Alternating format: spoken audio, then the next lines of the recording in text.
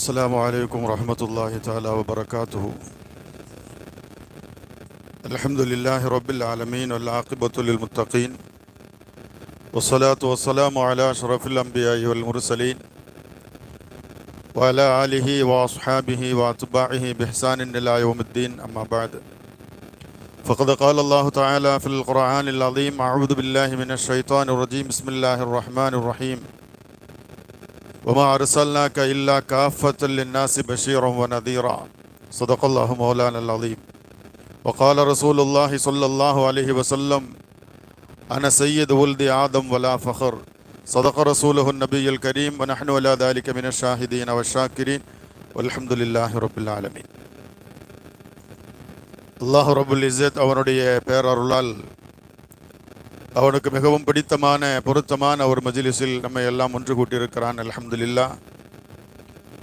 சீரோடும் சிறப்போடும் நடந்தேறி கொண்டிருக்கிற புனிதமான இந்த விழாவில் கலந்து கொண்டிருக்கிற சமுதாயத்தினுடைய உயிர் நாடிகளாக இருக்கிற ஆலிம் பெருமக்களே, இறையில்லத்தினுடைய பொறுப்பை ஏற்றிருக்கிற கண்ணியத்திற்குரிய இறையில்ல நிர்வாக பெருமக்களே, வருகை தந்திருக்கிற பெரியோர்களே, சகோதரர்களே, அன்பிற்கினிய மாணவ கண்மணிகளே, தாய்மார்களே, சகோதரிகளே,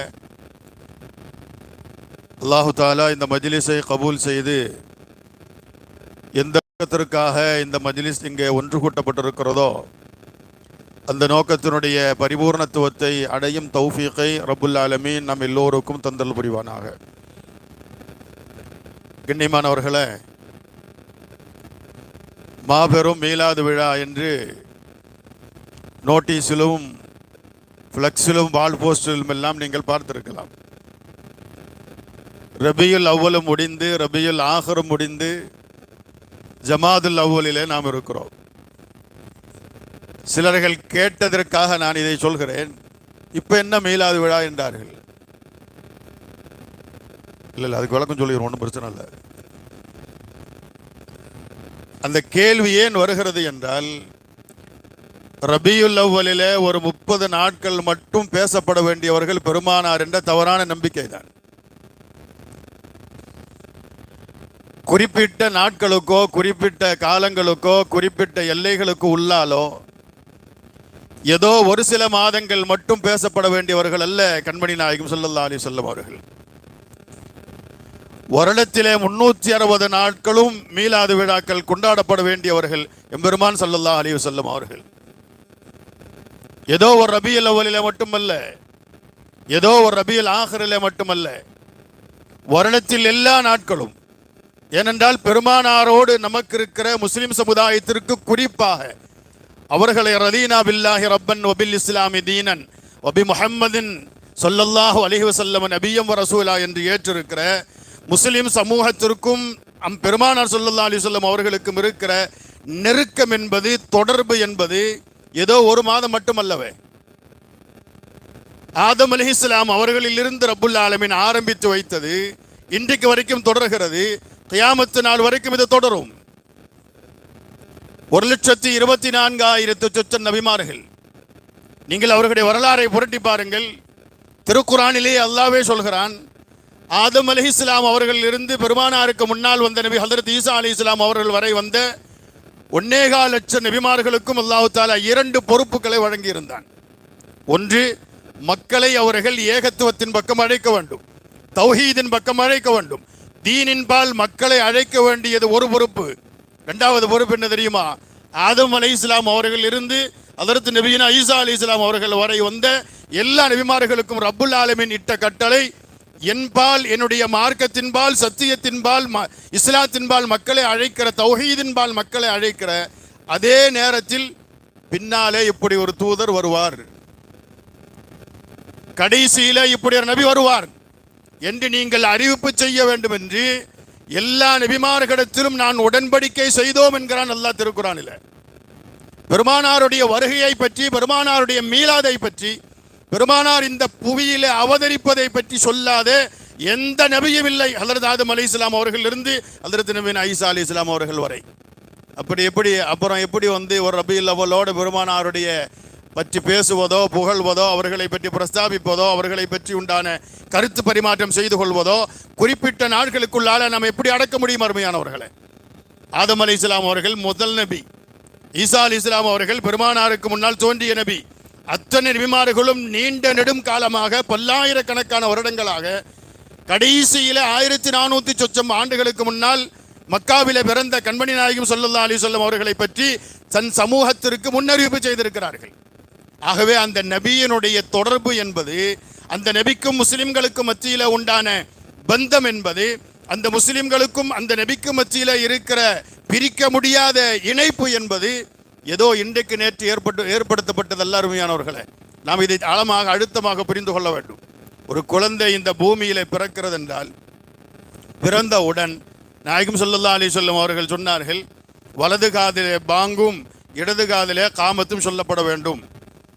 இன்றைக்கு தூய இஸ்லாமிய வாதம் பேசுகின்ற சிலர்களால் இந்த சுன்னத் கிட்டத்தட்ட 95% இல்லாமல் போயிருக்கிறது.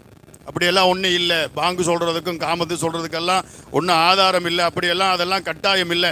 நாயகத்துடைய பேரை கேட்டால் செலவாத்து சொல்றது கூட கட்டாயம் இல்லைன்றான். இதுல வருத்தம் என்னண்டா, அவன் உட்கார்ந்து பேசுறான், இவ்வளவு முட்டாள்தனமாக அடி முட்டாள் வருடியாக பேசுகிறான். அவனுக்கு முன்னாலேயும் கொஞ்சம் பேர் உட்கார்ந்து இவன் பேசுறது மார்க்கம் என்று கேட்கிறதற்கு கூட்டம் தயாராக இருக்கிறது. சரி, அது ஒருவருக்கு இருக்கட்டும். நான் சொல்ல வந்த செய்தி என்னவென்றால், பெருமானார் ஸல்லல்லாஹு அலைஹி வஸல்லம் அவர்கள் ஒரு குழந்தை பிறந்து இந்த பூமியில விழுந்தவுடன் வேறு எந்த சப்தங்களும் அந்த குழந்தையினுடைய காதில வழியாக கல்புக்குள்ளே போய் உட்காருவதற்கு முன்பாக அல்லாஹ் ரசூலுடைய கலிமாக்களாக இருக்கிற பாங்கும் காமத்தும் வலது காதிலும் இடது காதிலும் சொல்லப்பட வேண்டும் என்று சொன்னதோடு மட்டுமல்லாமல் தன்னுடைய பேரப்பிள்ளை ஹசன் ரலியல்லாஹு தஆலா அவர்களுக்கு நாயகம் ஸல்லல்லாஹு அலைஹி வஸல்லம் அவர்கள் பாங்கும் காமத்தும் சொன்னார்கள் என்கிற ஹதீஸ் திருமதியிலே பதிவு செய்யப்பட்டிருக்கிறது. இப்ப அந்த பாங்கலும் காமத்திலும் என்ன சொல்லப்படுகிறது? அஷ்ஹது அல்லா இலாஹ இல்லல்லாஹ் வ அஷ்ஹது அன்ன முஹம்மதுர் ரசூலுல்லாஹ். ஒரு குழந்தை இந்த பூமியில பிறந்து விழுந்த உடனே அந்த குழந்தையினுடைய காதிலே சென்று சேருகிற சொல்லப்படுகிற இரண்டே பெயர்கள், ஒன்று அல்லாஹ்வுடைய பெயர், இன்னொன்று என் கண்மணி நாயகம் ஸல்லல்லாஹு அலைஹி வஸல்லம் அவர்களுடைய பெயர் தான். அந்த குழந்தையை பெற்று எடுக்கிற அந்த தாயினுடைய பெயர் கூட என்னுடைய காதிலே சொல்லப்படுவதில்லை. என்னுடைய காதில் என்னுடைய தாயினுடைய பெயர் கூட எங்கேயா சொல்றாங்களா? உங்க அம்மா பேர் ஆமினா பீவி, உங்க அம்மா பேர் முஹம்மதா பீவி என்று யாரும் சொல்றதில்லை, யாரும் சொல்லுவதில்லை. அருமையானவர்களே, அல்லாஹு தஆலா அப்படி ஒரு ஏற்பாட்டை செய்து வைத்திருக்கிறான். குறிப்பிட்ட காலத்திற்கு மட்டும் புகழப்பட வேண்டியவர்கள் அல்ல பெருமானார், குறிப்பிட்ட காலத்திற்கு மட்டும் பேசப்பட வேண்டியவர்கள் அல்ல பெருமானார், குறிப்பிட்ட காலத்திற்கு மட்டும் நினைக்கப்பட வேண்டியவர்கள் அல்ல பெருமானார், குறிப்பிட்ட காலத்திற்கு மட்டும் உரையாற்றப்பட வேண்டியவர்கள் அல்ல பெருமானார். காலம் உள்ளளவு, இந்த பூமி உள்ளளவும் பெருமானார் ஸல்லல்லாஹு அலைஹி வஸல்லம் அவர்களுடைய பெயர் ஒலித்துக் கொண்டே இருக்க வேண்டும் என்பதற்காக இறைவனுடைய பல ஏற்பாடுகளிலே இந்த ஒரு ஏற்பாடு, ஒரு குழந்தை பிறந்த உடனே அல்லாஹ் தஆலா ஏற்பாடு செய்திருக்கிறான். என் பெயரோடு என் தூதருடைய பெயரும் அந்த குழந்தையுடைய காதிலே சொல்லுங்கள். அத்தாவுடைய பெயர் தெரியாது, அம்மாவுடைய பெயர் தெரியாது, யாருடைய பெயரும் தெரியாது. ஆனால் என்னுடைய வாழ்வின் வழிகாட்டி கண்மணி நாயகம் ஸல்லல்லாஹு அலைஹி வஸல்லம் அவர்களுடைய பெயர் தான் என்னுடைய காதில் ஒலிக்கப்பட்டிருக்கிறது. அருமையானவர்களே, அன்றிலிருந்து வாழ்நாள் முழுக்க அந்த நபியை பின்பற்றியே வாழுகிறோம், அந்த நபியை பின்பற்றியே வாழுகிறோம். வாழ்நாள் முடிஞ்சு போச்சுன்னா நபிக்கு நமக்கு மத்தியில் இருக்கிற தொடர்பு முடிஞ்சு போயிருமா? கபூர்ல கொண்டு போய் வச்சாலும் 3 கேள்விகளில் 2வது கேள்வி மன் நபியுக்க என்பதுதான். 3 கேள்விதான். மர் ரப்புக்க வமன் நபியுக்க வமா தீனுக்க. ஒரு ரப்பு யாரு, ஒரு நபி யாரு, உன்னுடைய மார்க்கம் எது? இந்த 3ல் 2க்கு பதில் சொல்லி 1க்கு தெரியலன்னு வைங்களேன், அங்கேயே ஒரு ஃபைல் ஆயிடுவார். 2க்கு பதில் சொன்னாலும் ஜெயிக்க முடியாது. அருமையானவர்களே, பிறந்து விழுந்தவுடன் காதிலே சொல்லப்படுகிற முஹம்மதுர் ரசூலுல்லாஹ் என்கிற அந்த வார்த்தையிலே தொடங்குகிற இந்த பந்தம் வாழ்நாள் முழுக்க தொடர்கிறது.